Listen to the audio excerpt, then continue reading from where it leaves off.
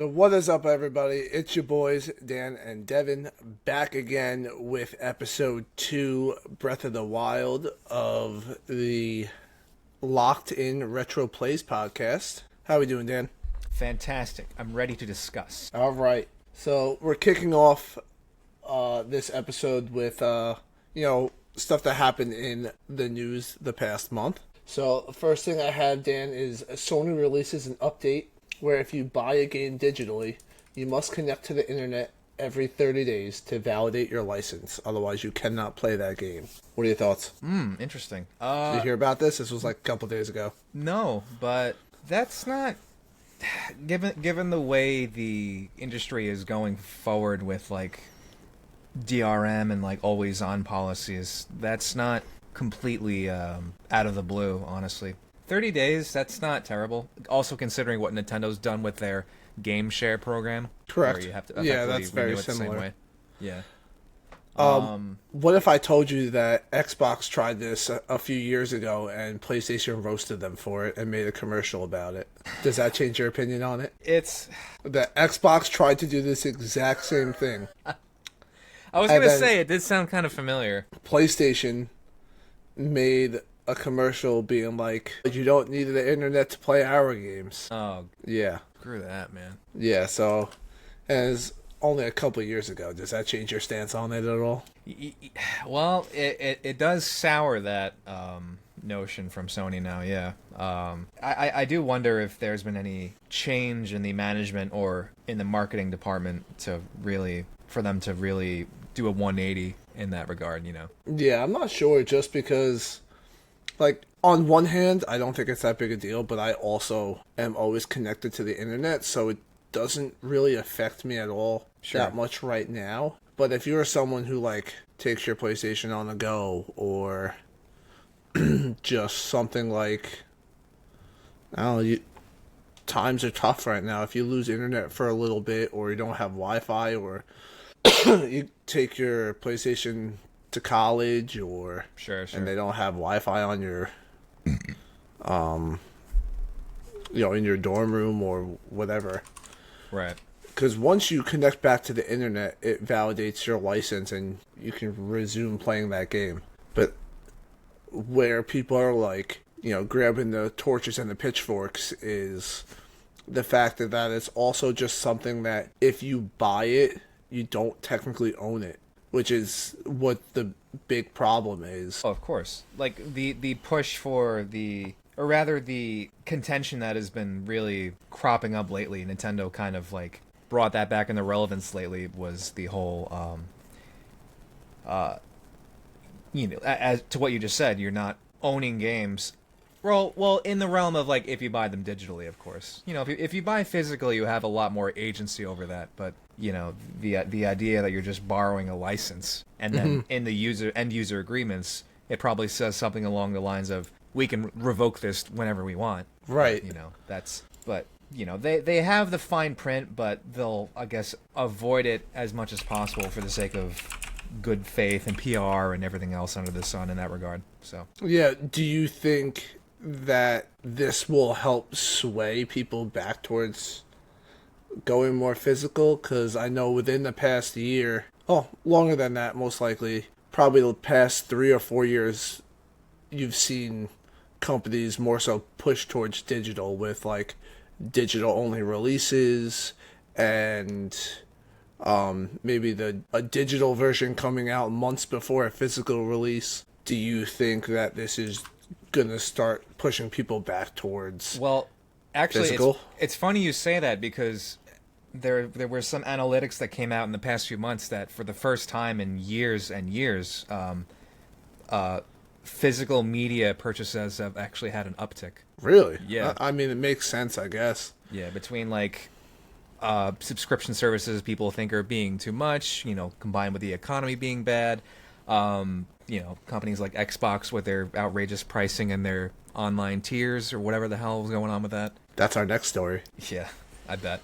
But yeah, it's not a surprise, and I do think that physical media will even more so be strengthened by marketing. You think we're going to see it go back closer to each other. I don't think it'll ever be 50-50. No. I still think that digital will Yeah. continue to reign supreme, but I think you're going to see it drop from. I would like to see what the analytics are now of the people who buy digital compared to the people who buy physical. I wonder if it's as big as 80-20 split. There always will be that small contingent of people that will favor physical among all things for the fact that it'll give them more of the sense that they have proper ownership of it. But the way the world is nowadays, where the internet and lots of other conveniences over time have really eroded appreciation for that, and like eroded people's discipline as well for things like that, and they would rather pay the extra bit for the convenience and risk losing it later on. So yeah, it's not gonna, you're right, it's never gonna be 50-50. Yeah, because I know for myself personally, I am about 50-50 myself on physical and digital purchasing. Sure. On the Switch. On my PlayStation and Xbox, most of that stuff is Physical. digital. Oh, interesting. Yeah, I don't know if it's just for, like, to me it's easier to switch in a cartridge really quick on my portable console rather than like, oh, now I gotta take the disc out, put the disc back in. Which again sounds like the same thing. But for me personally, I would say on my Xbox and my PlayStation specifically, it's pretty much 95% physical. Digital. Sure. Whereas my Switch is probably 50-50. Okay, I get that. So for me, let's say in the case of Steam, It's all digital. that goes Yeah. without saying. Right, that's why I didn't include PC, because it's 100%. Right. Well, there are, as far as like the retro scene and then physical media goes, there are people who have like old, Windows XP machines with CD-ROMs in them still. But yes, but by and large, yes, that doesn't matter. I mean, I guess you could also say, as far as like, if you want to go in that area, like, find that little window of being like, all right, well, you have Steam, could be like your digital release window. Yeah. But somewhere like, oh, there's these games on Luna that you can get for free for being Twitch Prime. Or you can get these on GOG for, for $1 today. So, like, I don't know if there's, like, disparities where, like, you have the main stream, like, your Epic Games, your Steams, so on and so forth, and then you have just your areas that can give you deals in gaming. Sure. Obviously, it's still all digital. Right. And you have, like, Humble Bundle, Exactly. and I always forget the other one, where you have, like, really good deals on... Right. I forget physical. as well, but, Yeah. And then, like, as you said, Epic has free games once in a while. Yeah, sometimes you can't beat free, but yeah, there's and to that measure, over time I've been less fervent about just reflexively buying games on Steam, because I've learned to appreciate more the experience of buying things in person now, regardless of what it is, So that has that extra layer of like the memory of how you got that game to begin with while you're playing it. Right. So yeah, there's more commitment to it. Right. And then you have someone like Mary who only plays her games physical if she has the opportunity. Like we said before, some games just release digital. Yep. So, she would prefer to play stuff and have the cartridge so that she actually owns it. Right. Which I totally understand. I get caught in between sometimes of being lazy and just wanting the convenience of having 6 of my games right there, where if, I go on a trip and go to the airport and I'm flying somewhere, I don't have to worry about like risk of losing things. Right. It's Yeah. just take it on the go with me. The 6 games are there. You also have the system save data is less if you just have a cartridge, so it takes up less data. So I mean, there's the pros and the cons of everything. Yep. I get But that. so I just struggle with that dichotomy of a physical versus digital. But I think that's a healthy thing where if you live in both realms and don't just are so passionately one way over the other, where Right. you're either passionately, oh, I only buy digital or I only buy physical. Yeah. So It also another less less important note, but still to the lending itself to physical media more is that aside from the fact of ownership and all that spiel, you have, especially in a trial and error case where a game that you wind up not liking, but you've changed your mind only down the road when you can't return it, you still have resale capability. So that's right. what really layers on the physical aspect. Or if you just beat the game quick and then just want to resell it, Yeah, like exactly. it's That's a good almost point. like renting a game at Blockbuster like we used to. Like Oh yeah, you buy the game for $70 nowadays, and then you beat it in a week. You just hop on Amazon, eBay, wherever, Facebook Marketplace. I'll sell it for 70, and I'll eat the $2, $3 I paid in tax, and I'll let someone just get it for 70 or 65 and eat the $5. sure, sure, sure. So that I just rented a game essentially for $5.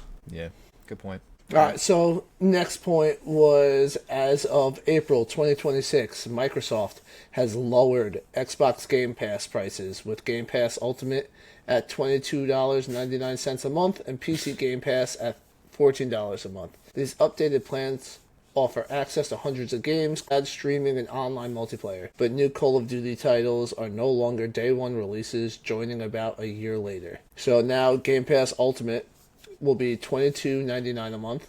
Includes console games, PC games, EA Play, Ubisoft Plus Classics, and cloud gaming. You have the PC Game Pass, which is $13.99 a month. Includes hundreds of PC games and EA Play. And then you have the Essential/Core, which is back down to $9.99 a month, which provides online console multiplayer and a small library of 50 plus games. Did you say the prices that they announced initially before the backlash? What is the comparison there? How much did they lower them? The comparison I can find, but Ultimate was $30 a month, And what is it now? $22.99, and I believe. Let's see, I will Google it for you. Give me a sec. Filibuster for me. Yeah, right. But still, regardless of them lowering it now, there's so much PR damage that's been done in that realm. So oh god. So Did they really not consider that? Like how do you be so economically tone deaf that you make that your demand for the service? Ugh. Wow. So Game Pass Ultimate was $29.99 a month, which dropped down to $22.99, and then PC Game Pass, which was $16.49 a month, dropped down to $13.99, and it looks like the base stayed $9.99, so that didn't change. I thought that went up as well. I was wrong. Okay. So it's So like, what, essentially, 20% Game less? Pass Ultimate dropped $7 a month, which is 12 times $84 for the year, Sure. and PC Game Pass dropped $250. So, Okay. but new CEO Asher Sharma definitely is trying. I certainly started to panic when all that happened, and then the initial report was, "Oh, Xbox is dead." I don't think we're there. Xbox is dead. Well, as far as a console, Yeah. it was that they were going to be a publisher, and Yeah, they were going to do their best Sega imitation and be like, you know what, we're going to be software only. Yeah, and I think that competition breeds success. Well, capitalism is good for consumers in that regard. When you have competitors who have to make their price point competitive Yes. with each other, and then Yep. so we wind up paying less. So And yes. they're always looking to push Yes. and advance and stuff, and they don't get complacent. Yes. So it would be ideal if Microsoft stuck around. Yeah, so Yeah. But, since, it's sort of been a downhill slope because, when they shot themselves in the foot way back in the day with Xbox One, when they were like, yeah, we don't want this to be an entertainment center, blah, blah, blah, and they didn't talk about games nearly enough. Yeah. So, yeah. And they like shoved the Kinect down people's throats. what was the last Xbox game you played? Well, I never owned an Xbox, any generation of it, but I did play, let's see. I played a bit of Conquer Live and Reloaded. Wow, you're going way back. Okay. Yeah, man. I'm telling you. And there was nothing that Xbox released that you then played on PC? No Halo or... I mean, well, so if you're talking about Xbox exclusives that were then released on PC, I can't. Yeah. I don't think so. Let me check my library real quick because I'm pretty sure. So let's see. So you have Halo, Gears of War, Fable. No, I do want to play the Fable remake though, whenever that is. Yeah. Okay. Yeah, that's one of my highly anticipated games as well. Yeah. No, I don't think I really picked up on any exclusives. Because there's so much redundancy between PC and Xbox. Cause it's Mass Effect.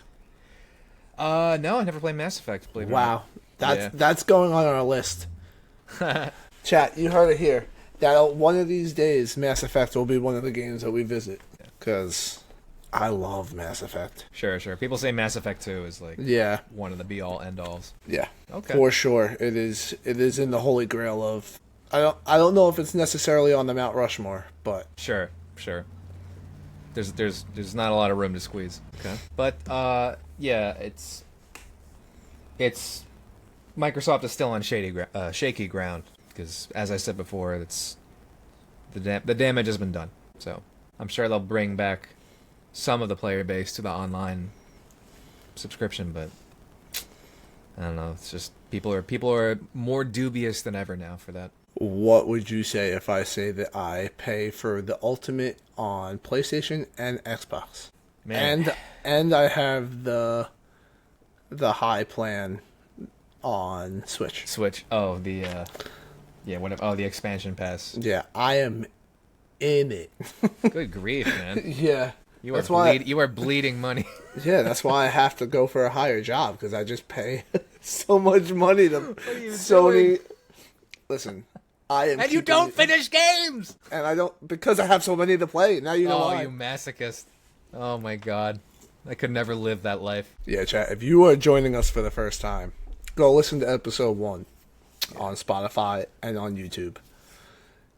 Yeah, I don't finish games very often, but for the sake of this channel and this podcast, I will. It's Devin, the CEO of not finishing games. At your service? Yeah, like reading books halfway and then throwing them in a fire. Speaking of that, I have a book that I'm in the middle of that I haven't read. Oh, really? Yeah. Well, listen, I don't know. Well, obviously you didn't see it. Dan helped me put together my new PC. Yeah, so now I have one of the sticky notes app on my computer of my daily things to do, and read a chapter in my book is one of my daily things to do. Very nice. So I think that I love too many different things, man. Sure. I have so many interests and there's just not enough time in the day. But I think in order to be complacent and happy and not feel like I cheated other things or that I missed out or I didn't get to enjoy certain things, I think like things that keep your brain engaged and, I love video games probably the most. So making sure I turn my systems on every day and not get lost into the, grind of life, I think it's very healthy, and having a supportive wife who helps push me to do those things certainly helps. But, yeah, reading is definitely one of the things I want to get back into, especially reading, and then I like to read a book of a movie and then go watch the movie. But I like to read the book first, so that's why I haven't seen any of the Hunger Game movies, but I want to go read the Hunger Game books. But that's a separate podcast. Yeah. All that to say, movies, TV shows, books, all these types of media is things. It's near and dear to my heart. I can't quit these things. I try to make time in my life for all these things. And one of those times was going to see the Super Mario Brothers Galaxy movie, Hey, which opened to a $131 million weekend at the pretty box damn good. office in just the US and Canada. pretty damn good. And it currently sits at $848 million. That is well. Okay. So typically in the Hollywood world, the general rule of thumb is a movie is considered a box office success if it makes at least twice the budget. So they're fine. They have Yeah, it was. Yeah, their budget was $100 million, I believe. 110 million, I believe. Yeah, there it is. Very good. So yeah, they came out swinging. And I mean, Illumination did a great job. The animation in this movie is just it's top notch. Like I don't seeing other things that don't live up to that now. Like it's kind of one of those things where it like depreciates other animation styles because it's just that It one's sets just the so bar. yeah, it's so appealing. Sure. So what is your favorite video game movie? And Oh, do you agree with the direction that Sony has signed on to do all of these TV shows and movies of their first party projects, as has Sony? Or do you not like that as much? Do you feel like it's getting out of hand now? okay. So There's a while I lot have- of questions. Yeah. But so first of all, I'll answer just briefly my at least that I can think of off the top of my head because I haven't watched admittedly a lot of video game movies that are adaptations of video games. Like the first, I still need to see the Mario Galaxy movie. By the way, I haven't seen it yet. I saw the first one. That was a nice little romp. But I liked the very first Resident Evil movie. Okay. Back in 2002 with Mila Jovovich. It was the closest that that movie franchise came to like the eerie, suffocating, not knowing what the hell's going on scenario without being so bombastic with the action and having no tension at all. So, like after the first movie, it really went off the rails. But I think that one was a reasonable attempt without trying to do too much. But to the next question of what do I like so Sony, for example, do I like the trend of, you know, adapting their games into shows? And movies, because And you have movies. the Last of Us series. Yeah, You I had heard the they're making God of War as well. Yeah, you had the Uncharted movie. I don't know if that's supposed to be more of a series. I don't know if Tom Holland and them are shooting Uncharted 2. I mean, I like Tom Holland as Nathan Drake, but that's besides the point. Sure. You know, but each one of the three major companies have their toes dipped firmly in the media atmosphere now with either movies or TV shows. Yeah. Because on the Xbox side, you have The Halo Fallout, you have Halo. series. Yeah. Nintendo, obviously, we're talking about the Mario Galaxy movie, which will lead into our next topic of, since we are talking about Zelda, we have the Zelda movie that's coming out. It's been cast. They are now shooting. Yeah. They're filming now. Some rumors are coming out of which storyline is it following. Is it going to dabble a little bit of each? Is it going to make its own? You know, when one of the big topics of Last of Us, for example, when Sony had announced that they were going to do a Last of Us series, everybody, I can't say everybody, but there was a large amount of people who wanted the TV series to be in the world of Last of Us, but not follow the main characters, Joel and Ellie, because you know the story. Sure. You know how things go-ish. You know, being that it was still had Neil Druckmann behind the wheel, he wasn't going to let his baby go off the rails. He still wanted it to fit into the box of what it was. So I guess to the many questions I've asked you, and Yeah. is like, if it is something in the vein or in the world of video games, do you like if it follows the story that you've already played, or do you just want it to encompass the world that the game was played in, following a different story, and maybe see that character pass along or in a different timeline or 10 years after, 10 years before type thing?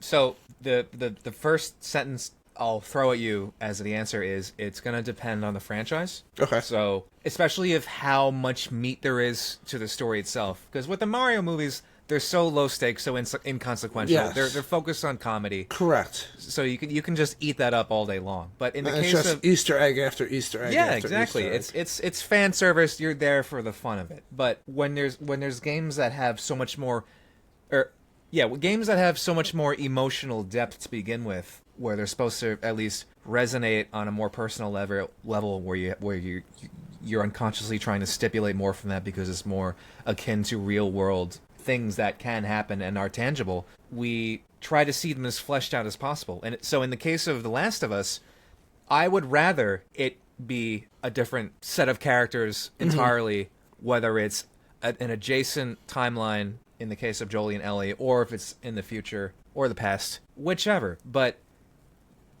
one, you at least are not tethered to trying to follow the plot line of the game, but being it squeezed into like 40-minute runtimes of episodes. Right, yeah. So you have much more freedom if you can at least go the separate route where you're not tied down to those characters. So you have a lot more agency on pacing and dialogue without a feeling like things are missing or episodes are rushed. And that's kind of how it scales for me. Like the immersion is very sensitive to how emotionally provocative the show is supposed to be. I agree. Yeah. I like the same thing where it's like give me more of that world, give me more of that atmosphere, give me more of that lore, and not so much like almost verbatim the game that I just played. Yeah. And that I came to love. Yes, I love those characters. Yes, I want more of them in that world. But maybe like show me something else that was going on the side of that, where it was maybe randomly you hear someone talking about them. Yeah. There's a radio broadcast about somebody doing something, and you're like, oh shit, I played that. That was me. Yeah, like Sure. I think that just adds so much more depth, and like you said, just allows you to do so much more, because when going into a show too, you also have to worry about like, I'm not just focused on this one season. Like if I'm doing this and I have 4 seasons planned out, what happens if you're doing a Joel and Ellie story? And for those who know what happened in Last of Us or does not happen in Last of Us, I'm not going to spoil it. But if you have Joel and now you have, let's say, God forbid something happens to him, or there's contract issues or something, and now you can't get him back, it's like, what are you going to do? Recast him? If you need him for 2 more seasons? Like, and then it just, like, look what happened with The Witcher. Yeah, I was about to say, that's the biggest example. Like, Henry Cavill played Geralt fantastic. And it was awesome. He played him so well. It was very fitting. And then, Henry Cavill's going on to do these, turns down the season because he has to go do something with Superman and go and do all this other stuff. And then all of a sudden, just to interject, it gets shut down.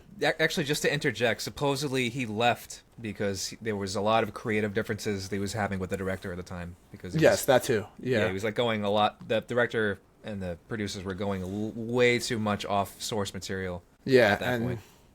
And Henry Cavill was also not having it. Yeah, because he's a huge gamer, and he was like, he loves The Witcher. So it's right what you said about source material and it wanting to be so close to it. So between that and he was shooting Superman at the time, he's like, I don't need this. And then they recast either Chris or Liam Hemsworth. Liam Hemsworth, yeah. It just Yeah, he doesn't have that same punch. Yeah, and I don't really recall the numbers, but I don't think that season reviewed well. So, Oh well. Yeah. all right. Any other gaming news that you want to bring up before we jump into it?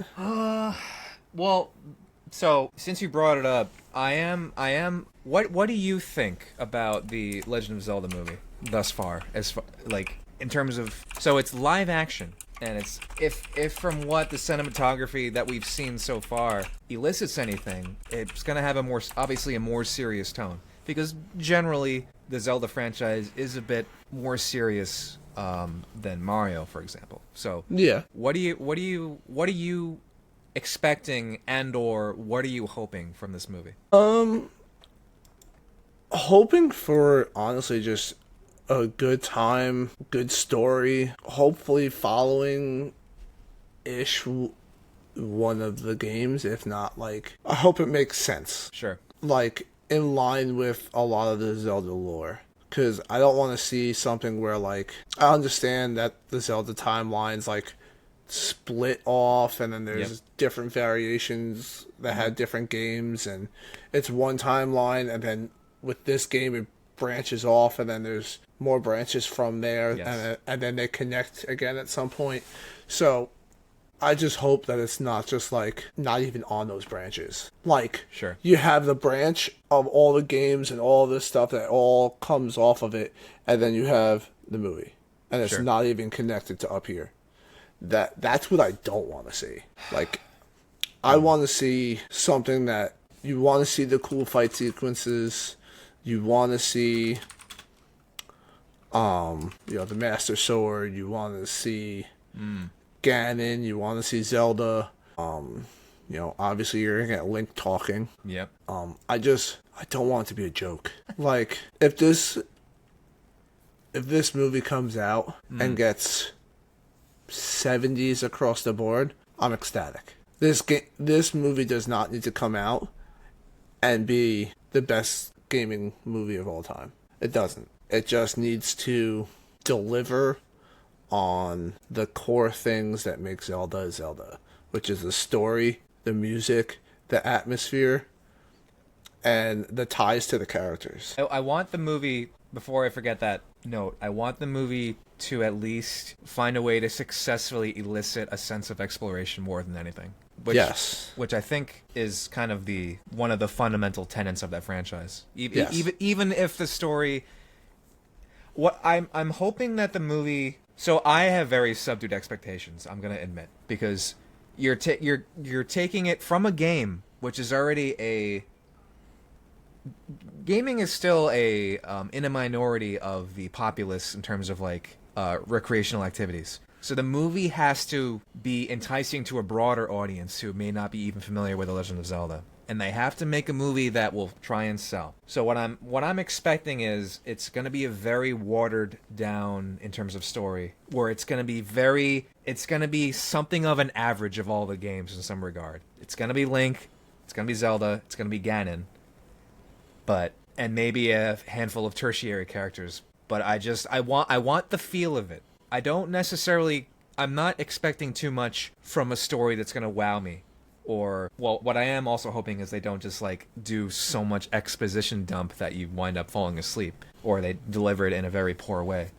But the feeling that I get from what you said the other day off camera is, like, Link running out of the cave to the cliffside and then seeing the castle, like, miles outward and saying, "This is where I'm going." So that I'm expecting just enough.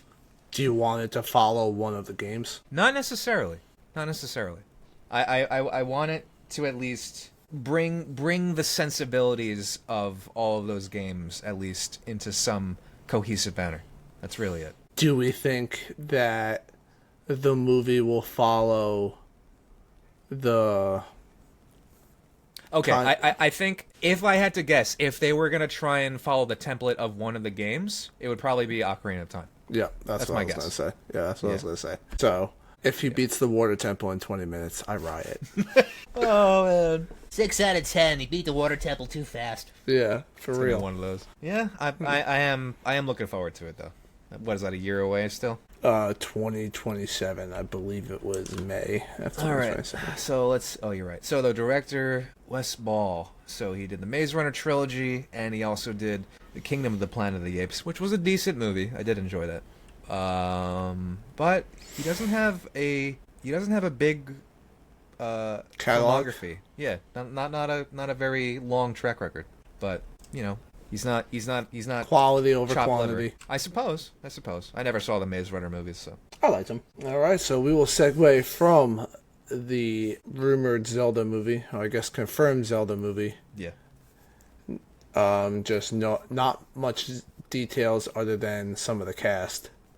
And go into our review, of Legend of Zelda: Breath of the Wild. Mm-hmm. And it was released on March 3rd, 2017, on the Wii U, and was the console release title for the Nintendo Switch on the same date. Launch title. Yep, I forgot to look up how many copies exactly it sold. I think something in the realm of like 30 plus million, which is pretty damn good. Yeah, and then you add on to the top of that the Switch 2 version, which is what I played for this review. I had beaten the game initially when it came out, and then replaying it this time was the Switch 2 version. Right, yeah. I beat it twice beforehand, and I played the Switch 2 version last summer as well. So I still have it relatively fresh in my head. Alright, so the Nintendo Switch sold over 33.64 million copies for just the Switch version. Do they have the metrics for Switch 2? It does not break it down for Switch 2 because it says that a lot of those were just downloads from the people who owned. It was a free upgrade version Gotcha. from buying that on the Switch. Oh, Yep. okay. All right. And it has sold a lot more units than Tears of the Kingdom so far. Understandable. Yeah, much older game, I get it. So first thing about this game, it's the first game in the series to break the mold of the stereotypical go temple by temple, get whatever it is you're searching for at that time, to then get the Master Sword, and then go on to defeat Ganon. This is open world. You come out the cave, and pretty much anywhere you see, you can go. There are soft caps, I will say, on where you can go. However, you can get there using proper ingredients and elixirs to cook meals, using items such as torches in the cold, and then armor that you can find throughout playing. But the soft cap is where I want to start, because I wanted to know how you went about playing. Where did you feel that you just saw a spot you wanted to go, like far off in the distance, and that's where you went? Were you really following the story first and kept it encompassed in that area and then branched out?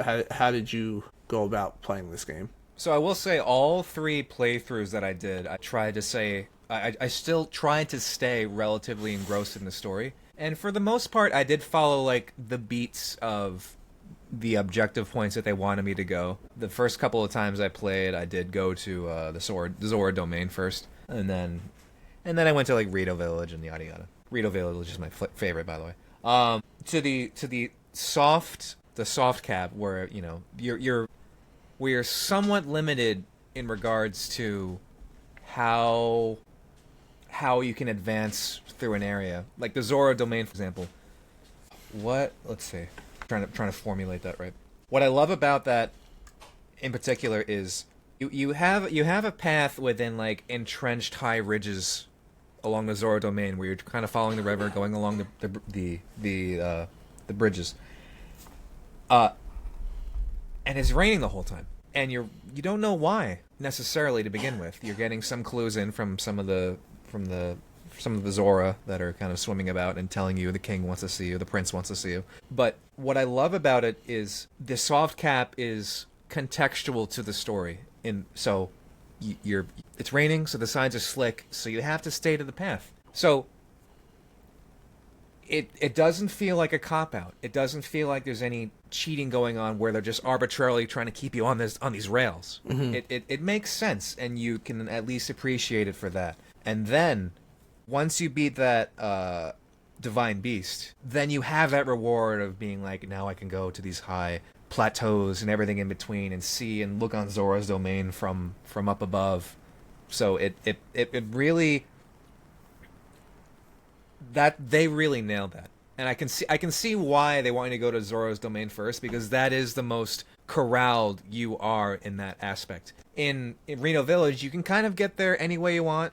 The same thing for the Gerudo Desert and the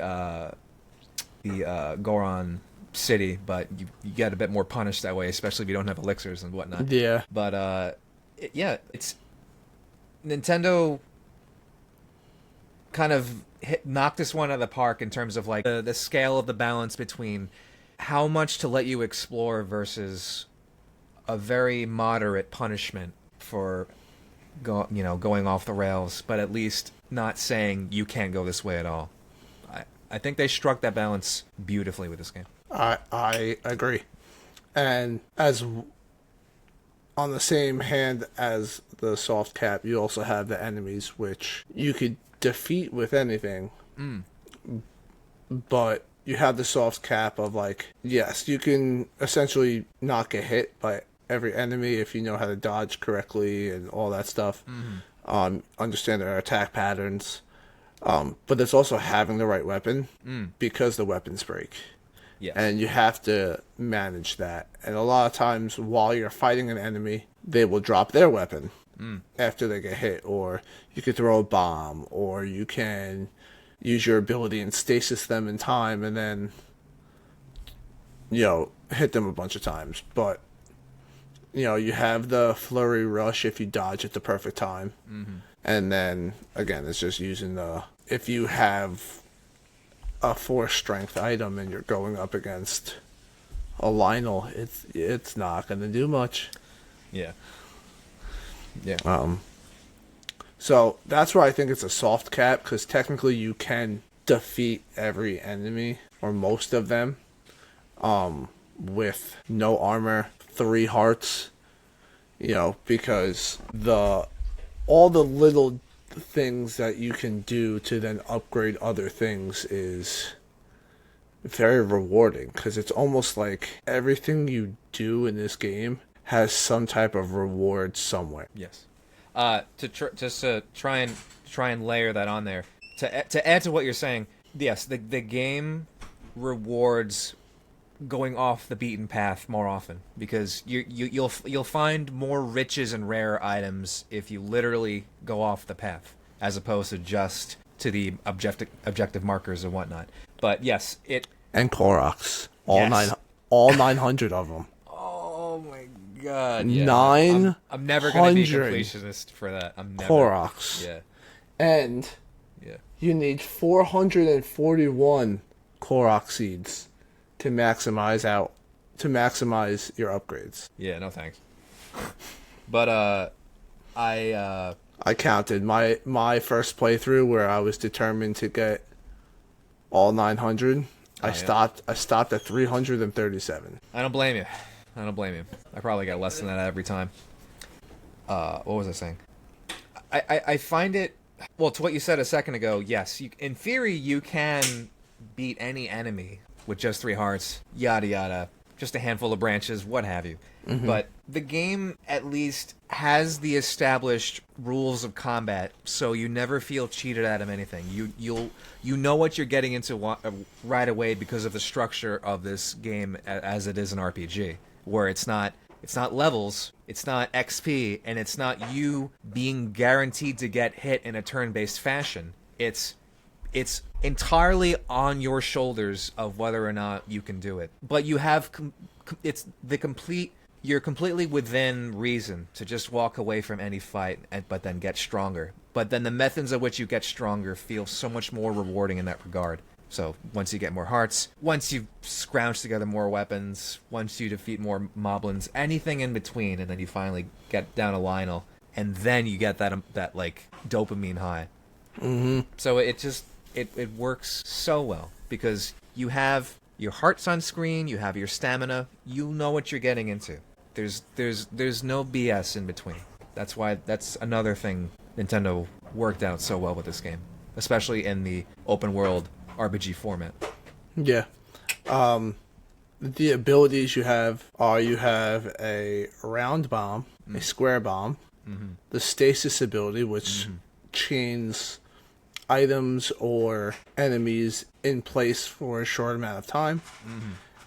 You have the magnesis ability, And ice. and yeah, the cryonis. Yes. So, which to be honest, I felt like I didn't really use that much except in that one area of the map, more or less.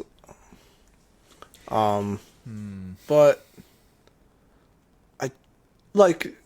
Okay, so there's 100 plus. They're not called temples. Why am I blanking on what they're called? Dungeons, Yeah.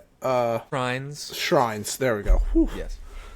Yeah, so there are 100 plus shrines, and for each 4 you complete, you can take it to an altar, and you can trade those 4 in for a heart or a quarter of stamina meter. So you start off with 1 full circle on your stamina meter and 3 hearts. And then from there, you then proceed to go to these shrines, and a lot of them are just puzzle-based mini dungeons that you do. Some of them take 5 minutes, some of them could take a little longer. Some are you facing a guardian, and it's just about test of your might and your power and your fighting ability. Yeah, there's a lot that puts your brain to test sometimes, and there are some that are Done in a minute. very, very simple. And then there are some that are very complex, and you feel really accomplished when you get them done. In each one, there is always one addition, Chest. at least one additional chest that has either a weapon, an opal, topaz, some type of mineral, some type of weapon or a good ingredient. There we go. Ingredient, not a good. Right. For you to use in some way. So it always felt rewarding. No matter what you were doing in that game, if you were just putzing around and jumping off a high mountain and just gliding, everything just felt rewarding. You could climbing up to a mountain and looking around and just taking in the landscape and maybe seeing a shrine in the distance or seeing a cave that you know will be enemies, so you'll know there'll be a chest there, and just like plotting your course through the open world. And just for someone like myself who is very just pull up my world map, here's a question mark, here's a this indicator, here's a this indicator, and then on my way to my either side quest or side mission or main mission or whatever you want to call it, as I'm going to that objective, I am running to each little indicator on the map, like, I'll pick up this little collectible, I'll pick up this collectible, and just navigating my way this way. For someone like me, this game is just amazingly confounding because there is none of that. There's no little indicators outside of ranches, cities, shrines that you have found and completed, or if you use your scope or zoom or however you want to indicate it, you can then put a marker that way, and then you can navigate using I think there's 5 or 6 markers that you can Yes. put out at a time. Yep. So just for someone like me, not having that and just having this wide open space that you can go to, and then having to go to those ridges and see and make my own markers was very uncomfortable for me at first because it's a totally new like It's out of the typical approach of open modern world game. open world games. Yes. Yeah, 100%. And when you've come to, as we mentioned, like I play so many games and I don't finish them because I'm always playing so many that my, hands are always filled with like, all right, what's the next new thing? What's the next new thing? And there are so many open world games that more or less follow the same like the same procedure or the same blueprint. To have something like this that was like go where you see. That's it. Just we're not gonna, maybe if you talk to some townsfolk, they'll tell you of a waterfall nearby and you have to think about that yourself to realize it, or maybe you look at your map and you see there's a little what looks like a lake or a pond and you're like, oh, maybe there'll be a waterfall there where there's more water, and then you go to it and find it and you're like, oh, so that was like a verbal cue from dialogue that you got in a town nearby. But otherwise it's just you just gotta adventure. You have to find it. So in that way, not holding your hand is incredibly like rewarding, and in other ways them not holding your hand was incredibly frustrating. Okay. All right. So that point in particular, in terms of how the game establishes where to go, it kind of it's such a blessing that Breath of the Wild took the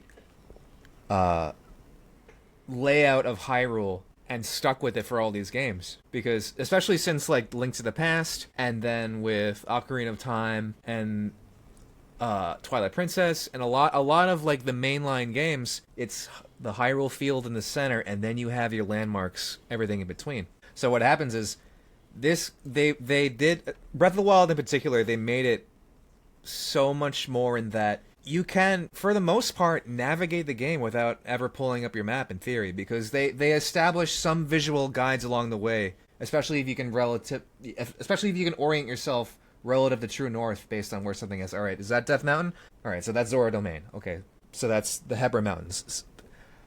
It makes it so that if you're willing to get over that initial hurdle of like memorization and like not instinctually pulling up the map if you don't find your bearings within a minute, it rewards you for that memorization later on. And to your point, this game doesn't really have a checklist in that regard. Like, yes, there is technically an adventure log with your quests, but they're all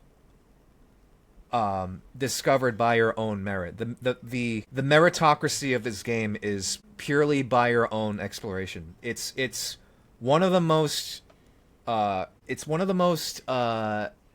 empowering games when it comes to the sort of joy of exploration, where everything is by your own merit. If you're willing to talk to every villager and stuff, they have important information, things of that nature. You're rewarded by climbing to a summit so you can get a better view of the horizon, get a good panorama. Then you can reorient yourself and establish where you want to go next. Especially if, like me, for example, in my second and third playthrough, where I made it an absolute rule to never use fast travel, you'll learn that much better how to get from A to B, but also it layers the gameplay in which you decide how to get there, but what's the best approach, what other quests you can do on the way, what other resources you can pick up along the way, what other enemies you want to fight, what other shrines are there. It's in the same vein as like a Resident Evil game where you have to retread you have to retread a building, but find the optimal path between, not using resources or wasting just enough enemies. So it really comes together in such a cohesive manner, where there's so much synchronicity with every aspect of Breath of the Wild, between the visual guidelines, the structure of the map, how you're getting from A to B, where they don't make one your own established path from A to B isn't quite as exhausting, especially if you can find new things along the way to kind of like divvy up the experience so that you're not. It doesn't feel like you're just looking down a long hallway with nothing in between.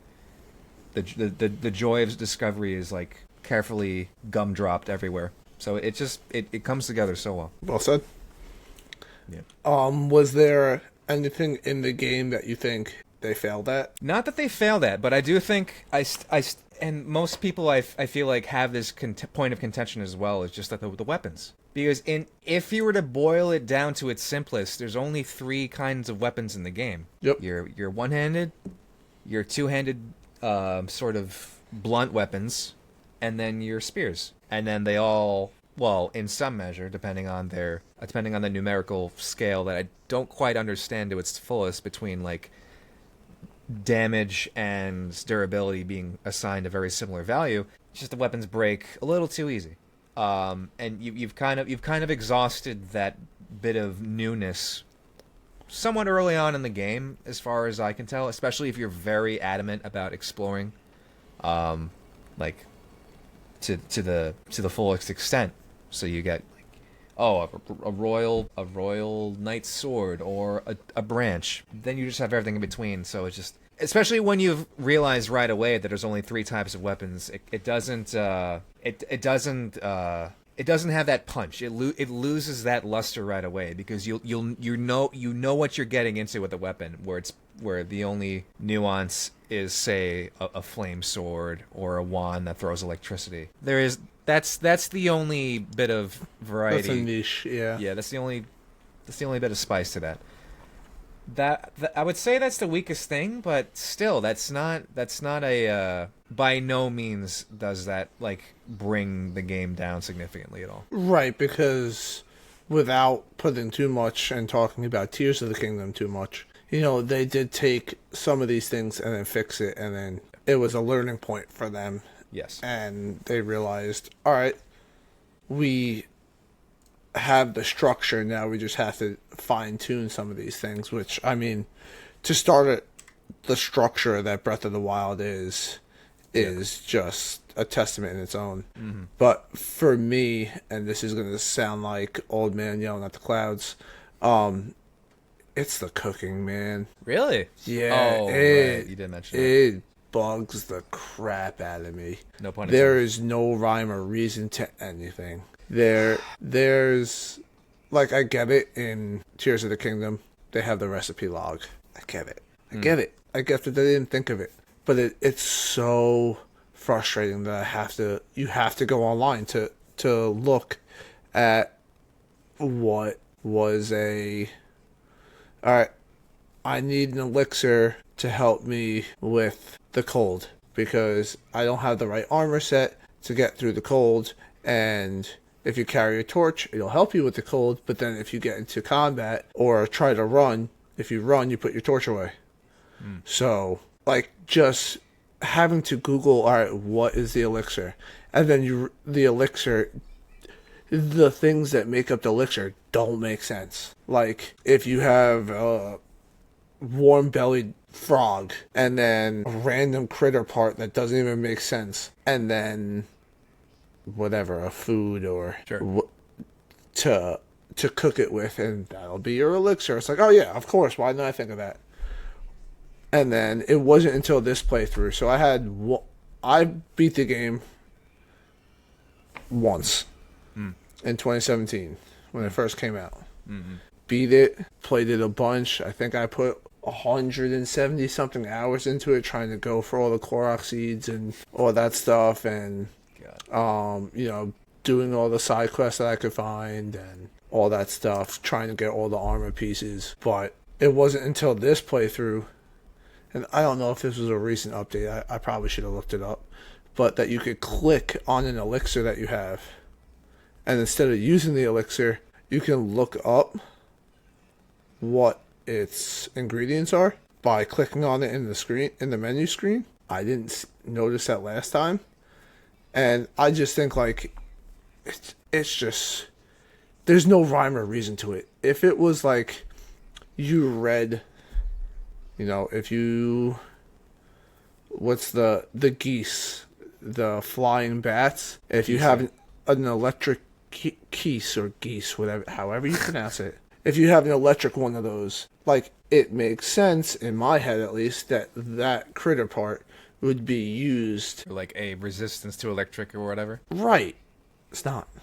All right, And that's just how my brain works, and All right. it doesn't make sense. all right. Maybe, Here's my pushback against all of that. all right, learn me some stuff. The game does tell you pretty early on what the rules are for all of that, where you don't mix insect and monster parts with food, for example, to get dubious food. And the description for every single ingredient tells you if it has a certain property or if it's just generically used for mixing to boost properties. All of them say that. Yeah, I get that.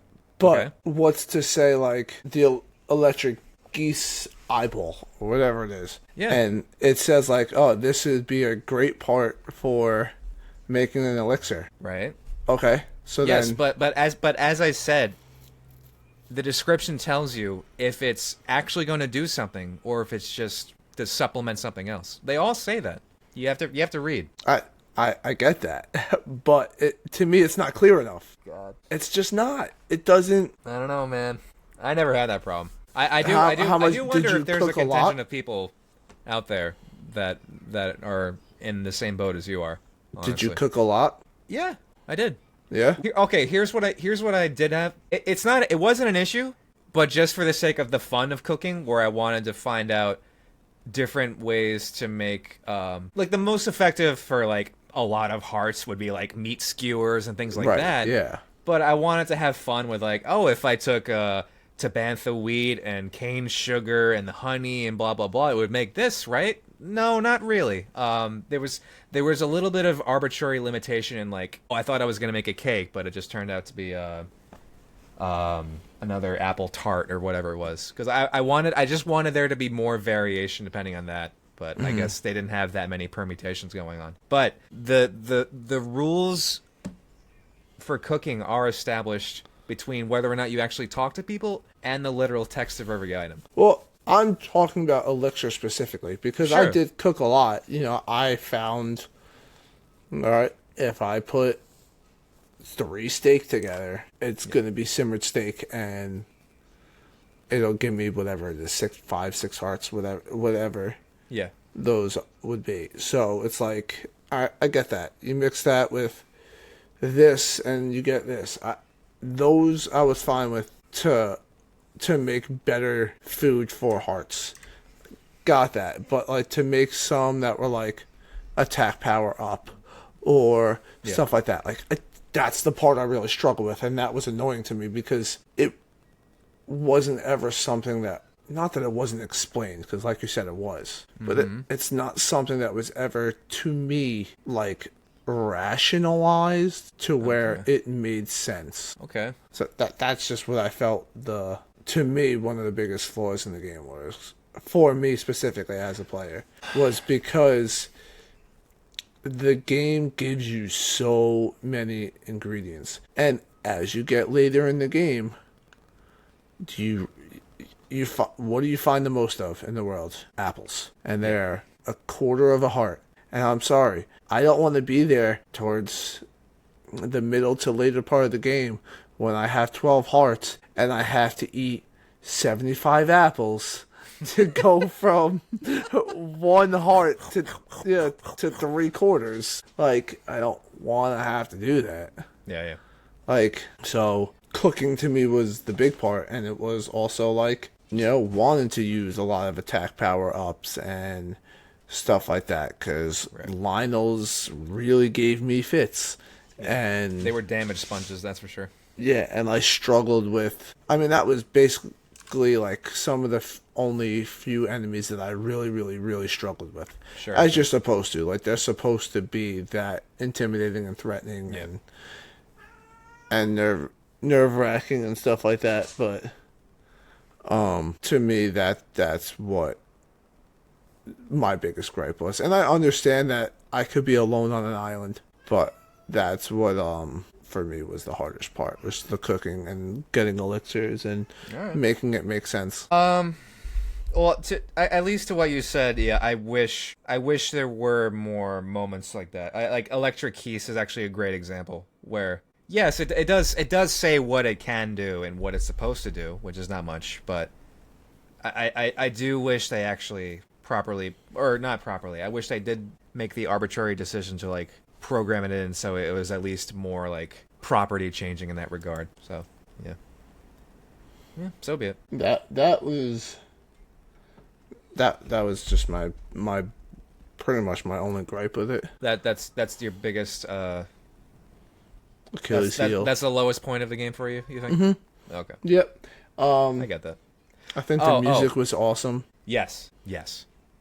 So a lot of people now that you bring that up, a lot of people also had gripes with the music being very sparse, particularly when you're not in towns. Yeah. So what do you think of that?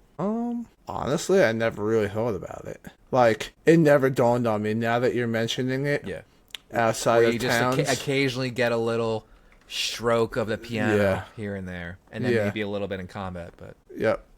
Yeah, do you think that the game would have benefited from having like a more robust, like sort of continuous track like Hyrule Field and Ocarina of Time or Twilight Princess, for example, or like when you sail the Great Sea in Wind Waker, something that's always bombastic and behind your back? Do you think the game would have benefited from that, or do you think it would have detracted? And what's your rationale for that? it's a good one. Yes, sir. Maybe it would have taken away from it, being that like the whole thing is exploring and being in that element, and in the blink of an eye, you could go from like scaling up a wall to combat to to the woods to something else. So I just think it would have to be a lot of different variety, because I'd rather know music than music get tiresome or stale. Sure, it can. Where if it was like, because of how massive the world was, where it's like, all right, it's going to be one of 3 tracks if you're in the woods, but you're only going to be in the woods for like 10 seconds before you run through it. So it's like, is it really worth it? Right. Or would it just be like the same, per area maybe? Like if you're in the bottom right corner, or if you're in the Zora's domain, should there have been some? I could agree with that. Like if you're in Zora's domain and you're doing things around that area, should you, like in close proximity of it, could there be music? I would totally be on board, but I think like if you're in the middle of nowhere, outside of that annoying owl hooting, which drives me up a wall, Yeah. I'm fine with there being nothing. What about you? I'm in the same boat. Yeah, I think Nintendo made the right choice with this. So for the fact that this game is a proper open world with just streaming assets, where there's no loading screens, especially where it does lend itself to just having occasionally the gentle riffs of the piano, just for that little breath of life, where you're kind of, for the most part, when you're in between towns, just left literally to listen to the breeze, the rustling of leaves, crickets, water streaming. Like that is the symphony that you're supposed to take in when you're not in towns, listening to the hustle and bustle. So I think that really adds more of the punch. Go on. Is it the Breath of the Wild? Oh my god! Actually, you're joking, but I think that's probably a reasonable Explanation of what it is. Yeah, summation of what the title came from. Timmy. Not just a hat rack, my friend. Yeah, right. But that the absence of a proper soundtrack in the overworld, for one, makes towns so much more inviting. Where if you're low on hearts, or you're just tired of that slog getting from A to B, it's such an uplifting thing to say you're in the safety of the town now, and you have like the nice Windwood music of Rito Village at your back when you finally get to the shrine, or anything in between. It lands on that perfectly. And then besides that, if there was a backing track constantly while you're in the wild, it would, I think it would run dry pretty quick. It kind of games that aren't open world, like most previous Zelda games that are just sort of compartmentalized, like especially the 2D games where it's suddenly you shift from screen to screen and then you have the music. It coincides with the music how it's supposed to set the tone from screen to screen. Or in the case of Ocarina of Time, you have loading screens, albeit they're only a second or two. But the fact that they don't go on nearly as long means there's not too much suffering going on in that regard. So, Breath of the Wild, you could spend hours without going to a town. So it would really just like run its course. So it wouldn't. I think it was the right choice. That's yeah. Did you find yourself selling a lot of stuff in shops or visiting shops frequently? So no. On all of my playthroughs, I kind of learned that selling resources is shooting yourself in the foot. Unless the only time I sold things was if I found like raw gourmet meat and then made a skew out of it, and then I could get like I think 500 a pop or something like that, and then I just make easy money. But it is still a bit of a slog to gather resources from enemies, whether you're fighting or finding, like especially things like diamonds or whatnot, which is like I think the rarest in the game. I made it a point to just not sell anything unless I absolutely needed the money in the moment, which most of the time you don't, because whether or not you want to throw down some money for an armor set that'll protect you, that'll give you the property stats to protect you for that type of environment, I usually defer to like using an elixir and then kind of risking not being able to do other property status changing things during that period of time. So money was never an option. So I did often buy things like cane sugar and butter and things that I knew, at least for the most part, you couldn't normally find just from killing monsters and opening chests and whatnot. So I tried to take the most economical approach every time. What about you? Yeah, I don't really visit many shops because I feel like in my playthrough from 2017, I don't remember really coming across that much money. Unless you did what you said, like sold the diamonds or the opals, or if you found a little bit more of the rare minerals or the ore, whatever it was. Unless you were selling that stuff, which, like you said, I was a hoarder. I would hold on to everything, and mostly because I would try to cook a bunch of stuff, and then it would turn out to be dubious food. Because. So I guess in hindsight I should have sold most of my stuff because it just wound up being for one heart, ugly looking green thing. One censored mosaic purple dish. Just man, just so defeating. You dummy. Like, oh, I got it this time. Dubious food. I wasted 5 things. Ooh. Yep. Classic. Like, oh man. I don't need it. I definitely don't need it. Yeah. So I thought part of the game and what made the game so attractive was the experimentation of everything, whether it was trying out different weapons or armors or ways to combat certain enemies with what you had, whether it was, and to your point before about a lot of the weapons breaking so quickly, I think it's because in which the abundance in which you find a majority of the items, albeit lower powered items, weapons, but you're fighting some of these moblins or whatever, whatever the lizards are, the Lizalfos or whatever they're called. Yep. And they typically have the same type of weapon, but like I said, it was very frequent. Let's say you had a spear, and you were hitting someone with a spear, and all of a sudden they dropped their spiked bat. And it's like, alright, well, good thing my spear just broke. I'm going to pick up the creature who I was just fighting, his drop bat, and now he's got nothing. It's literally a battle of attrition sometimes, which is actually pretty cool. Yeah. Like the impromptu nature of the battle sometimes, it's really cool. Yeah. And I don't know why in my first playthrough I really felt like, again, playing it 9 years apart, really like I don't know You how remember much some things differently. was thrown into the Switch 2 version, and I should have looked it up. What do you mean? Just like weird one-off things. Like, I don't recall finding as many arrows as I have. Like, I remember going into the Zora's domain and going through that little challenge of trying to get into I can't off the top of my head remember the name of the divine beast. Yeah, Ruda, I think, the elephant. But yeah, yeah, you had to the get elephant. shock arrows. So you had the shock arrows for the top parts, but when he would shoot those things at you, you had to use regular arrows. And I don't recall ever having as many as I did. Like, I remember always being under 15 arrows. Oh. I had like over 70.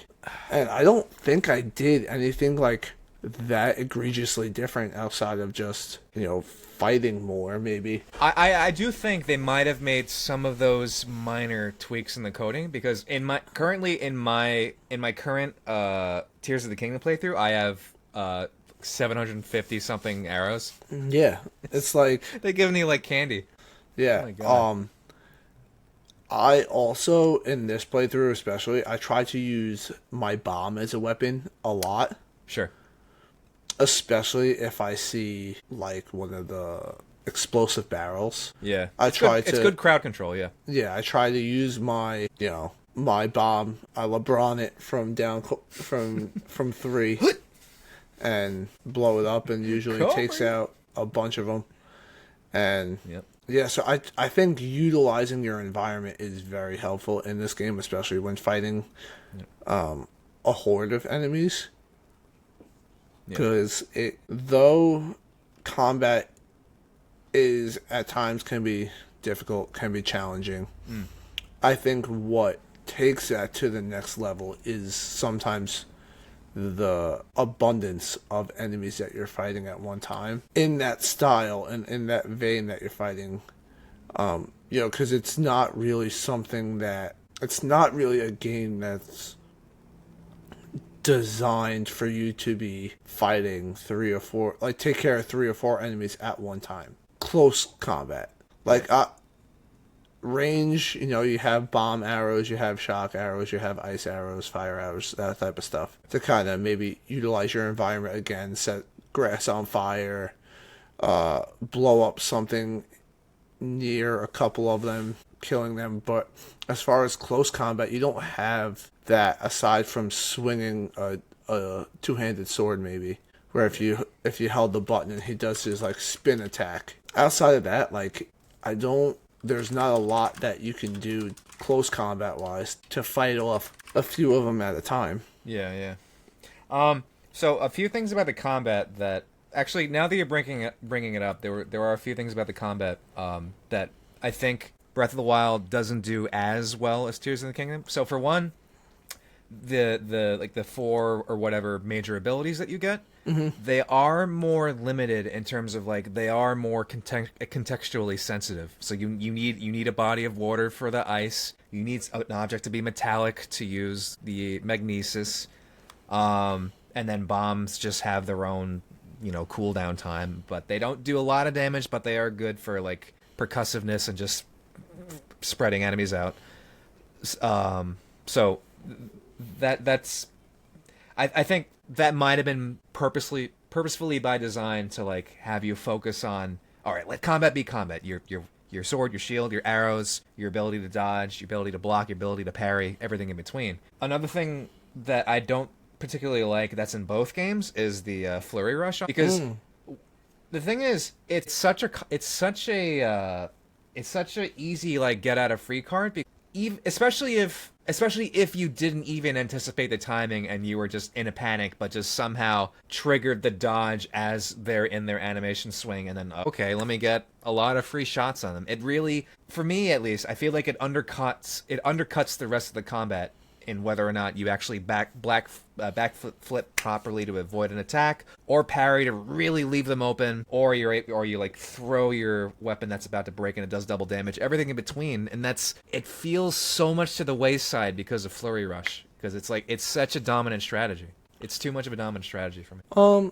I just think it's just another. It's a difficulty modifier. So if you're someone who is struggling with combat, this is something where, all right, if you ask, this is me totally guessing, Spitball. but if I had to guess, if you asked most people what the hardest thing to do in whether it be a fighting game or an action game, something like that, I would say, especially like a Souls game, that parrying is the thing that people have the hardest time doing. Yeah. And I feel like the dodge is something people are frequently doing. Yeah. And games have, used those two and kind of rewarded people who can parry, but accessibility wise allowed the people who can't get that skill or don't have that timing or don't see that split frame in which you're supposed to do that, Right. and just it gives them another way to still play the game. You still want to make things accessible for people to do in different ways. Yes, it may give you a different way to play than I will, where I use the flurry rush as much as I can. Because it's I'm not that great at parrying. There are games in which I parry very well. Surprisingly, Paper Mario? Clair Obscur. Oh, okay. I parried very well in Clair Obscur, and I valued learning people's attacks to which I can parry. Right. And it felt rewarding. Whereas, like here, same thing. But I feel like that game is a good comparison because a dodge was a dodge. You could still, it still got the job done. You Right. still needed to time it right. It was a bigger window than the parry, Yep. but it was still something that you have to time. Right. And in Breath of the Wild, a backflip isn't going to get you out of it every time. Sometimes it has to be a side step. Right. Sometimes You have to block. Yeah. So it's not as simple as just saying that flurry rush is just a way out. Like, could the timing window be like the time in which you can flurry rush, where instead of it being 4 seconds, it's 2.5? Yeah, certainly. But I'm not gonna not use a factor in the game if it's meant to be used. Well, so I let me ask you this: do you personally, for example, do you find the combat more fun when you end something in a flurry rush as opposed to any other method? I don't think it sets it apart either way. I don't. There's so much combat on so many non-important enemies, Right. that, like, I'm sorry, but if I kill a moblin from a flurry rush, it's not going to feel any different to me than if I kill it with throwing a spear, or if I just sneak up behind him and smack him with a spiked bat, he goes flying and it's over. I'm not going to feel something different either way. If it's something like killing a Lionel, I want that bitch dead no matter what. I will flurry rush every time. I will stasis. I will flurry rush. I will throw a spear. I will throw a water ball at him. Oh, damn. I don't. I'll throw a water ball. Listen, brother, let me tell you, I still, 9 years later, can remember the first time I saw a Lionel and that thing charge at me. Yeah. Okay? You're like, I pooped then. I pooped 9 years later. What about in game? I died a bunch. And then I was like, all right, I obviously can't fight this guy yet. And then went and did a whole bunch of things, and then eventually came back. I marked him on my map, and Yep. we talked a little bit before about the pins, but there are also stamps, which I don't know if you utilized. I certainly did. I did, yeah. I They're used very it useful. with, if it was something that I felt I couldn't get to yet. I felt I would stamp a treasure if it was maybe a weapon or something that I found but didn't want to go to yet, where if I had, let's say, all weapons that were 20 or higher, but I found something that was an 18, it's like, all right, I still want to know that that's there because that's not a bad weapon. I'm sure I'm going to find plenty of spears and bats and clubs and stuff like that that are in the 5s to 8 range. I want to know where this 18 is. So I use the stamps a lot. Yeah. I could find. I have not that you implied it, but I find I have no qualms with using stamps, and I think it's actually a really inviting thing in general to like. You should like, because it would be something you would do in real life to like make notes of a place you want to go back to. Like another game that I loved that did that on a more visceral level was Phantom Hourglass on the DS. You could literally make notes on the map of treasures that you can't get, and then double back later. And the fact in the Breath of the Wild that they have so many stamps, for example. So it's like, oh, Lionel, I'll put a sword down here. That's a fight for later. Things like that. Yeah, so, I did that with the sword exactly, or a star. Sure. I think I did a star for. No, I think you're right. I think I did a sword for any battle that I either couldn't do. There was a couple giants. There was a couple cyclops that I did that with. There was I think it's the bottom part of the map or the bottom right part of the map. There's like a tree monster that I fought. That I died a couple times at, and I was like, all right, I'll come back to it, because trying to do some of these fights with 5 hearts, you can hit once, you're dead. Sure. Because some of them, the big tree guy would swing that one attack that he would do. If he swung, it was 6 hearts. Well, if you have 5, you're dead either way. Yeah. So, and then it was just like trial and error. What's the best way to beat this guy? All right, this worked. All right, well, is it fire arrows? All right, is it this? All right, is it this? So like the trial and error fights I liked. And this is a broad question. Was it, maybe it was this game, or if you've never done it, or you talked a little bit about Phantom Glass and doing it. Do you feel that you ever take notes when you game? Or was there a game that you felt you had to take notes? Well, so if outside of this podcast, because I when I'm playing games for the podcast now, I've been writing notes down. You've just been more fervent about that? Mm-hmm. Trying to be more professional about the process and the review and certain things. Okay, so, hang on. So, what are you asking about in terms of the purpose? Do you mean taking notes as in something to help me through the game, or do you mean just taking notes in regards to like how I felt about it? What are you asking? To help you through the game.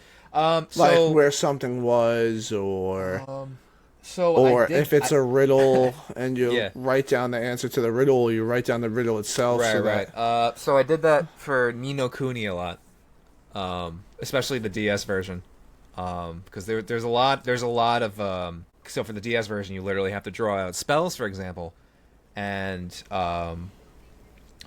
there's like an actual language in the game that you have to try and decipher. So so there's literally a cipher in the game. I'm trying to like decode the whole time. But another example of helping me through the game was the original Metroid doesn't have a map, and so I'm trying to remember like the screen by screen, like how many times it goes up. So I'm like literally trying to draw out the map from A to B, where are the elevators, where are items that I can't get yet, stuff like that. Wow. That's probably the most notable example. What about you? I have done it quite a few times. Yeah. A lot of like strategy games or stuff where it's just like you go somewhere and it tells you a riddle and then you have to answer that riddle, but the only way to reread that riddle is to go back to that certain spot to read it on like the wall or a stone or a note or a page or something, and you can't actually take it with you and access it in your own notes in the game. Yeah, I've written that down. I've written down like codes to stuff where if like you see a code in a room and it's like red 7, blue 5, yellow 3, and then like so on and so forth, I'll write that down. Oh, there's actually been a bunch of the Resident Evils actually, because Right, yeah. especially the ones that are very puzzle oriented. I would have to like make notes, especially if I would. I try to go that route instead of just being like, oh, screenshot. 'Cause Yeah. it's just at least a little bit more. I do not screenshot stuff for that. Yeah, for yeah, that, just to be a bit more yeah. visceral, you know. Mm-hmm. Yep, yep. And I do my best to not use like strategy guides Yep. or look I get stuff that. up online. Yeah. Unless I'm truly stumped. Unless it's like you've exhausted everything that you could think of, yeah. And also sometimes I feel the pressure of doing that while streaming because you're like, oh, these people are watching, or you're losing viewers because you're just Yeah, you're not going spinning anywhere. in a circle. Yeah, You're just spinning in a circle. get that, And it's I like get that. if someone clicks in and this is what you're doing, then they're Yep. gonna hop Yep. out just as fast as they hopped in. Okay. Oh, before I forget, Mm-hmm. just kind of retracing our dialogue a few minutes earlier. Another thing about weapon durability of Breath of the Wild, for example. One thing that kind of sucks, I think, about weapons, especially if they break too soon, is it's one thing to pick up a weapon impromptu during a fight, and then you have that for a little while until it breaks. It's like, okay, there wasn't much to it. But then when I get to like one of the stables and I overhear gossip about a treasure behind a waterfall, and then I have to go through, hope I have enough stamina, make sure I orient myself with the map right, make a raft, climb downstream, and then I dig through a cave, and then I find a chest, and it's like, oh, this flame sword, and that's an actual discovery, by the way.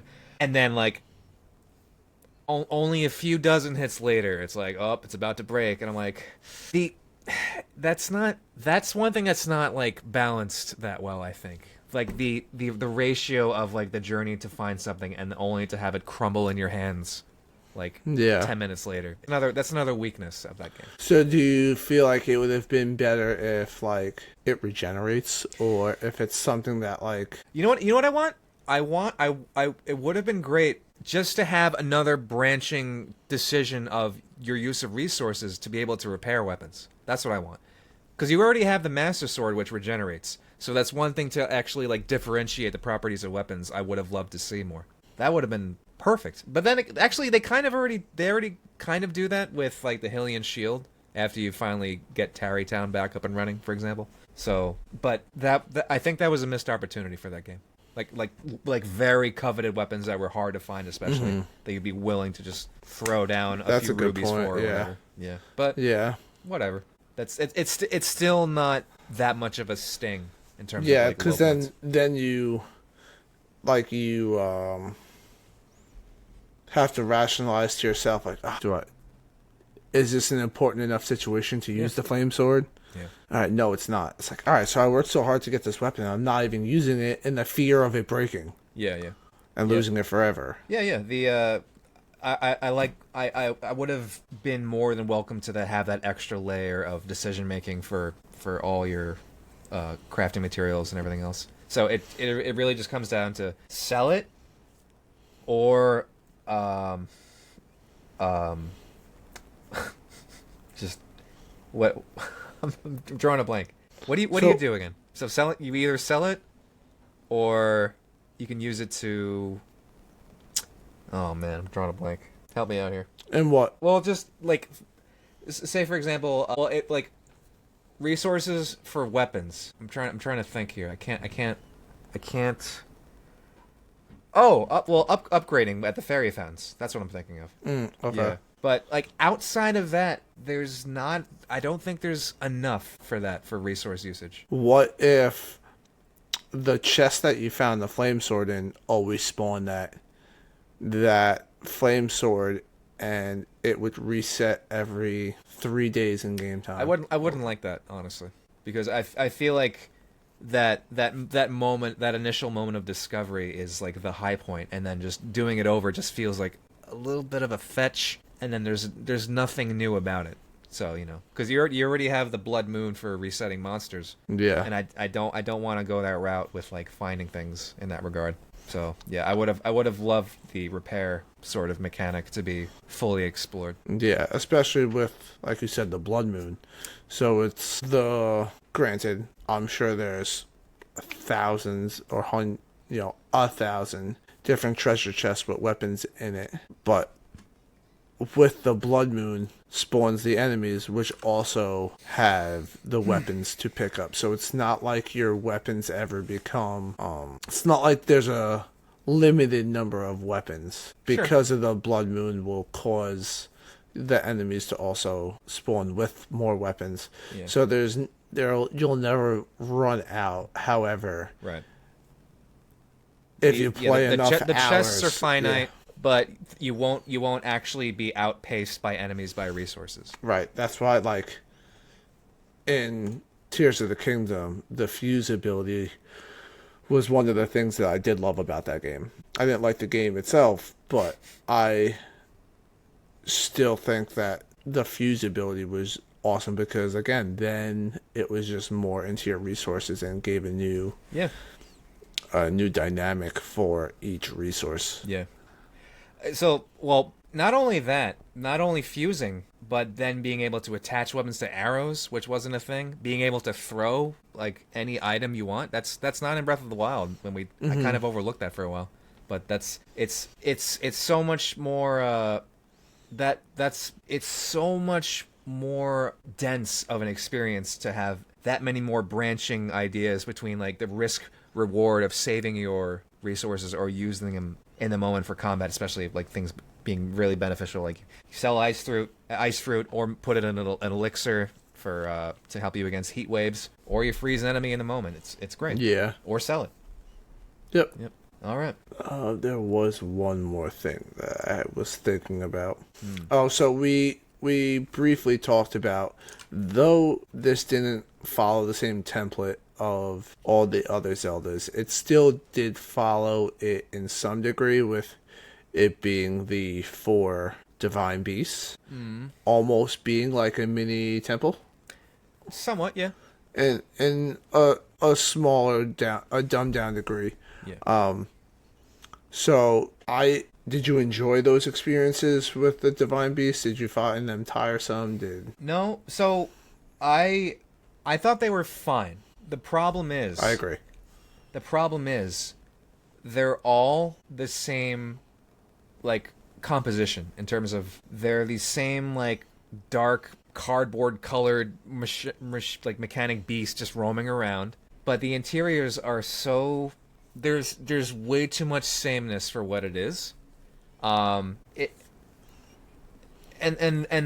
all 4 of the fights, and even fighting Ganon, are the same thing in where you're using, where it takes the typical Zelda approach, at least in the realm of like Ocarina of Time especially, or Wind Waker, where you find like the most dominant strategy is the weapon you find in the dungeon typically, or the one that you're at least encouraged to use for the most part is like the prevailing tactic for the boss fight. But besides that, the fact that all 4 of those Divine Beast bosses are just the same one glowing-eyed shrieking thing that's not reminiscent of Ganon in any regard. So it, after the first one, it feels very feels very bland. I don't know. That's now that you brought that up. Yeah, that is not a high point of the game for me. I don't hate it because I do appreciate, especially like the more switches you activate in each temple, like the music actually is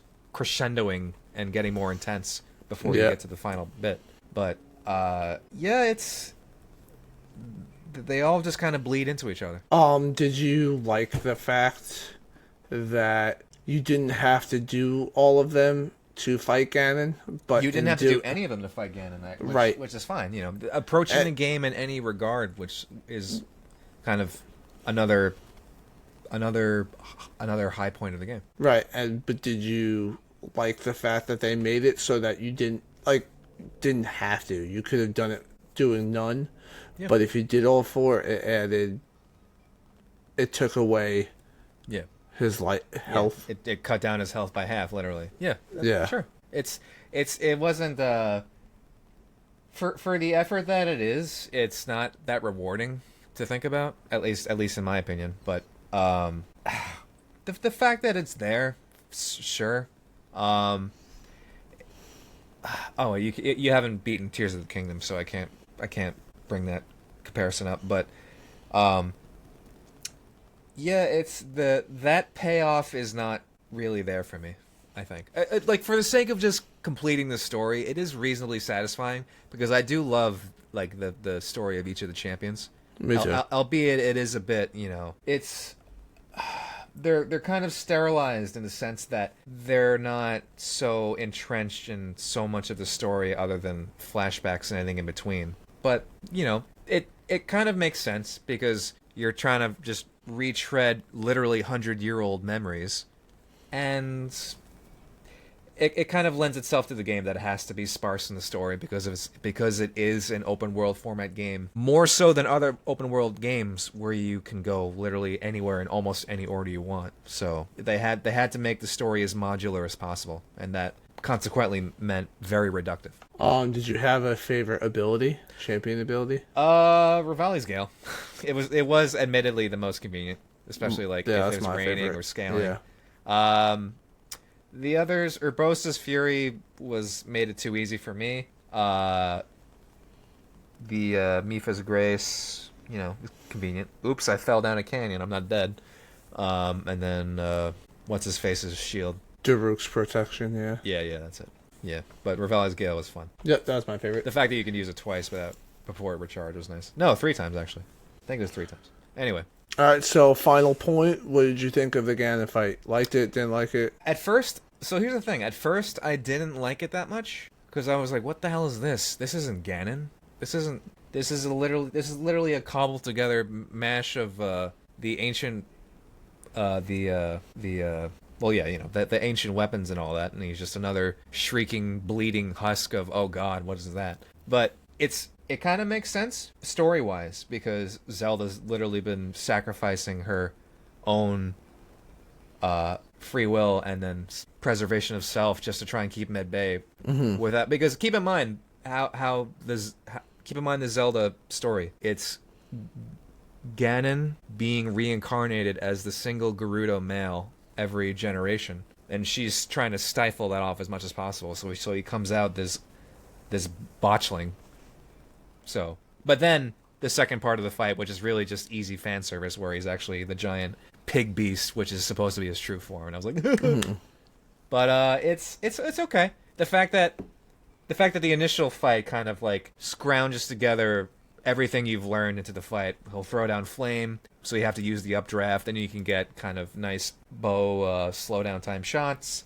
If you're good at parrying, he leaves himself open. If you're good with the bow, you stun him. Things like that. Not only that, but leading up to it, the Hyrule Castle music is like interior and exterior. They actually change depending on where you are. Is I think my favorite track on the entire game, where it kind of starts in this sort of the beat is literally the goose step of a lot of soldiers coming in, and then the like low guttural orchestral like brass instruments boom in. And you feel, and it like after all these semblance and gentle piano riffs of the entire game, and then it gets to this moment where it peaks and the music just like encapsulates that perfectly. So like everything leading up to that moment, and the fight is fine. The fight is fine. That's really it. Yeah. What about you? What do you think? Pretty much same thing. Like along the same lines as you. I think the fight was fine. It wasn't much different than what you would expect from any other Zelda game. Like it wasn't different in any regard of it being an open world game compared to its predecessors, where it was more linear in temples. And I feel like the only thing I would say compared to like some of the older Zeldas is, in a lot of the older Zeldas, you utilize your equipment more. Where I feel like here it was just more so of a fight. Like I don't feel like you had to utilize anything really. Oh, you're talking about the final fight, right? Yeah. So yeah, you don't use magnesis. You don't use. I don't think you can. I don't know if you can use stasis in any regard. I don't remember. The Cryonis, I don't think you can either. If anything, it's just stasis. Like, yeah, it's not like you're in some of the older Zeldas where you're using a slingshot or you're using a boomerang or something. Right. So I feel like in that instance it was kind of lackluster, but it was fine. It kind of wasn't for such an amazing game. I feel like it wasn't as big of a firework as I was hoping for.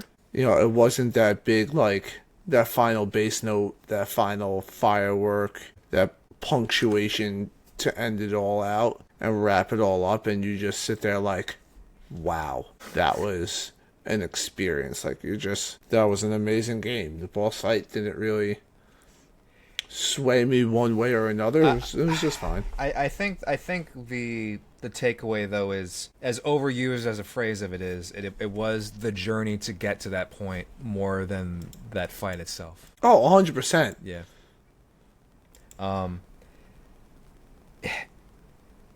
Especially when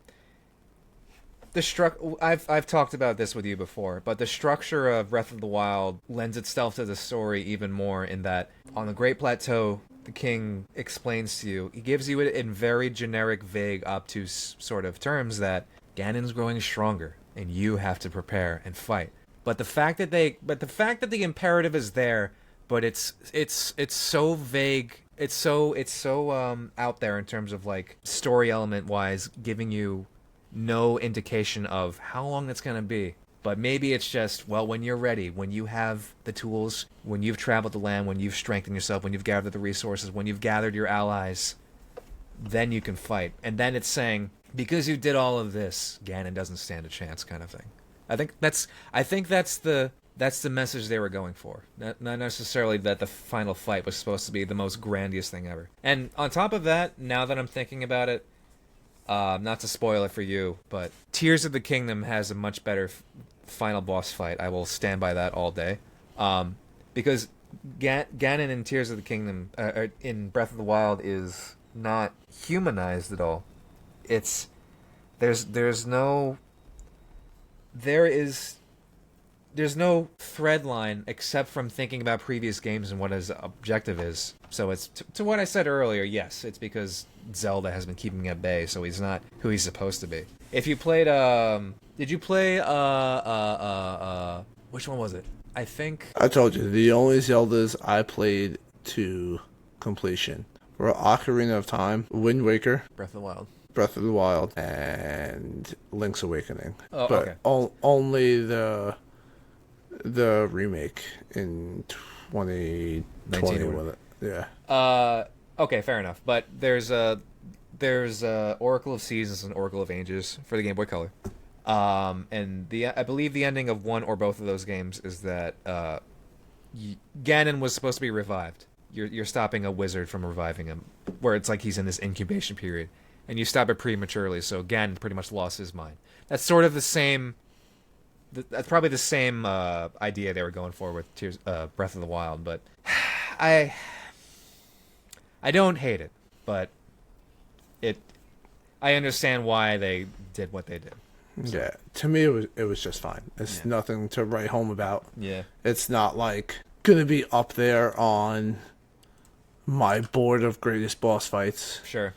Or let alone greatest end of game fights. Yep. Final boss, I guess, would be the correct term Yep. to use. All right, so give me your score, 1 to 100. I would say 95. I said 97. Because with my gripe mostly being just the recipes, like I'm having a gripe to have a gripe here. Like it does bother me when playing the game because I do feel like it restricts me from playing part of the game, and I do hate that. Yeah. But the game is just fantastic, and when you reimagine not only a specific type of game, but a franchise as big as this, where this game also has a 96, I think, on Metacritic, and a user score of like 94. Yeah, universal praise. Yeah, so I don't think when they were pitching this in a boardroom that they we're talking about how many different ways it can go wrong. I think when they came up with it and saw what they can do, they knew it was a home run. Like, I don't think that they thought it was going to be a lot of lashback. And I just, for a game of this magnitude in a franchise this beloved, to really throw a huge curveball and a wrench into it and say this is a whole reimagining of the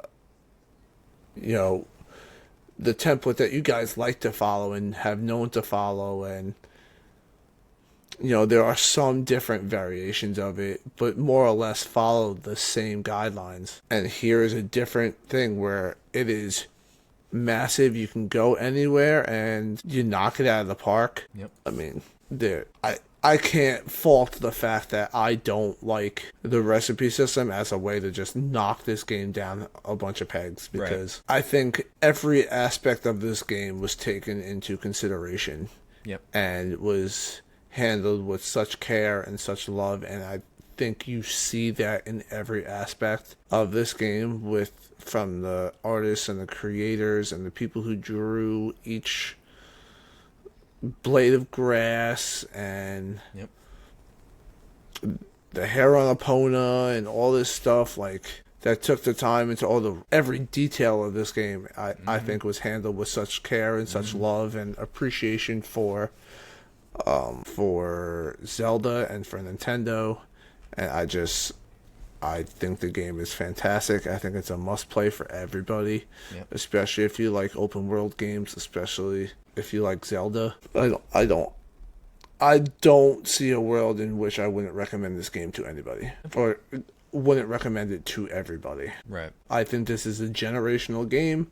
I think this is a game everybody should play. Everybody has to play. Yeah, I certainly do think that it is upon a handful of games that everyone must play. At least to experience it. If you play it and don't like it, that's just know what the buzz is all about, at least. Perfectly fine. So as we mentioned earlier, the reason that I'm probably knocking points off most is primarily the weapon system. I feel like they could have fleshed that out just a little bit more. Not that it was anything soul crushing about the game. It was completely something I could look away from. And then the Divine Beast fights were too samey. However, to what you were mentioning earlier about the game being sort of reinvented, it's not necessarily the case that they went a different path or throw a curveball at it. This is Zelda, as the developers would say, is what the game is without restraint, honestly.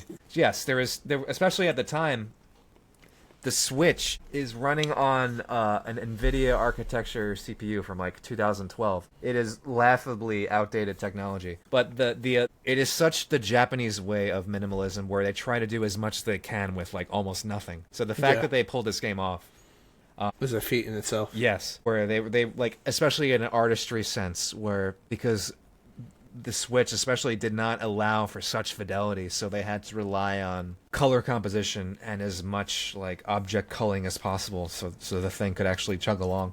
But anyway, this is the game that they always wanted to make. This is what they wanted Ocarina of Time especially to be. Like traveling the world, going to a town, and not having this sort of like screen wipe for loading. So it felt like a seamless experience all the way through. It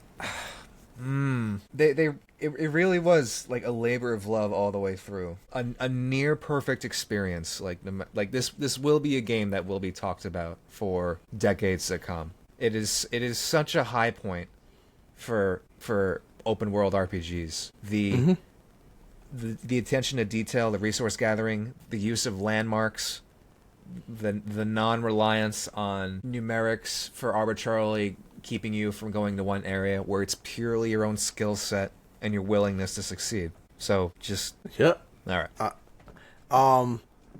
Our next game, though most of our games will be older and more retro, as the title supposes, our next game is going to be Pragmata. It is Capcom Don't Miss, and I'm currently playing through the game, and no spoilers, but I love it. Can't wait, man. It comes recommended by me, on high praise. Not to mention it's got very good reviews, but I think it's the next lovable sidekick.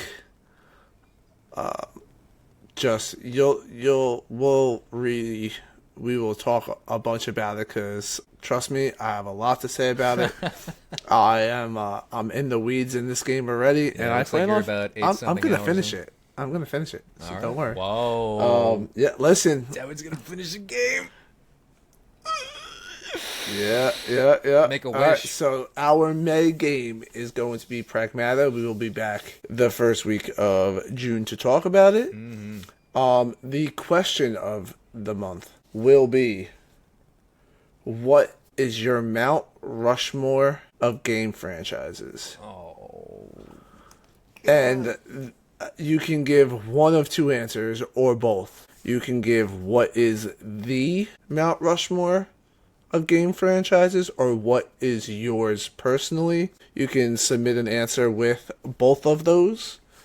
But just when you write in, tell us what you're submitting. If you're submitting the top four or your top four. You can do that on lockedinpodcastnetwork@gmail.com. You can submit it to twitter.com/li_phenom. You can do it to twitter.com/lockedinpodcastnetwork. And on instagram.com/lockedinpodcastnetwork. Go follow us on all that. Be sure to rate us on Spotify. Go follow us and subscribe on YouTube. Right now it is my YouTube channel, which is li_phenom. I plan on setting up a YouTube specifically for the podcast. I'm still working on getting all the socials and pictures and getting those all up and running and running fluidly. But again, the question: what is your Mount Rushmore of game trilogies? Sorry, rewind. What is your Mount Rushmore of game franchises? And that is either all time or your personal. And you know where to find us. Thank you, and we'll catch you on next time. Peace. Bye-bye.